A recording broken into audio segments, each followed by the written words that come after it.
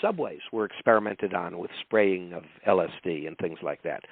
So it all came out in 1977 when Stansfield Turner of Jimmy Carter's administration, he was head of the CIA at that time, Stansfield Turner, the admiral. Okay.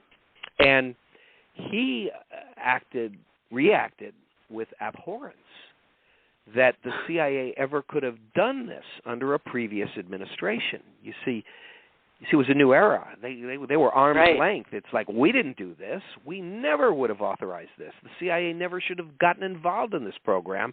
We will never do it again. So they had a Senate hearing on this. Ted Kennedy was involved. But really, I consider it sort of a whitewash. I think it lasted like 2 or 3 days. And they just really said, look, this is what happened. We're going to try to find all the people that were unwitting subjects in this program, and we'll recompense them, and which, of course, they never did. And then they basically declared, that day of the CIA is done. We're not involved in mind control anymore, and we won't be in the future. So that was it, whitewash. Now, whether they've been involved in it since then, who knows? Everything is classified. Right. They could change the name of the program. Anything could be going on. We don't know. I do know this. In those days, all of this grew out to a certain extent of United States fear of what Russia and North Korea were doing with mind control. There was Cold War mentality that sparked this program in the first place. If the Russians get ahead of us in mind control, God forbid, right? Right. So that's how they got into it in the first place. And they were interested in use of it for interrogation, LSD and hypnosis, and for manipulation of behavior, and for finding out personal things about people that might be a target, maybe a political target, people they wanted to discredit. That was the mentality back then. Today, my argument is they don't need that anymore.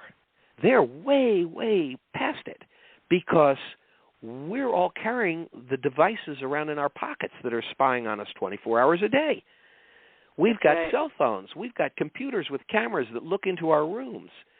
There are hackers. There are hackers that even if it's not our own government interested in spying on us, there are plenty of people in other countries who can do it.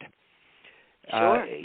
Every time you're infected with a virus, or your data is stolen, they don't need these hypnosis techniques anymore. It's not necessary.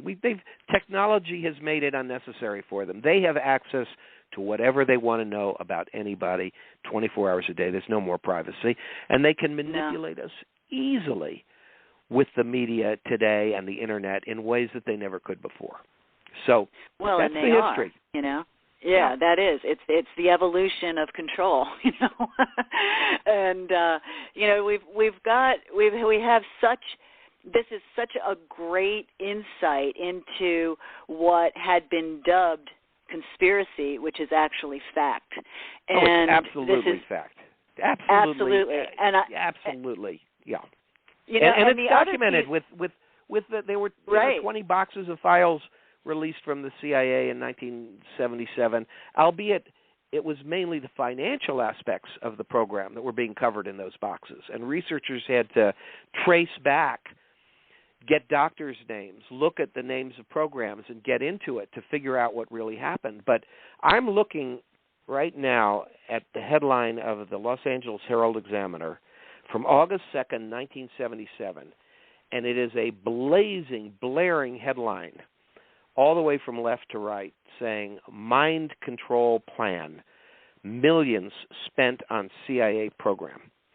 This was absolute headline news when this was exposed. The CIA also paid for experiments on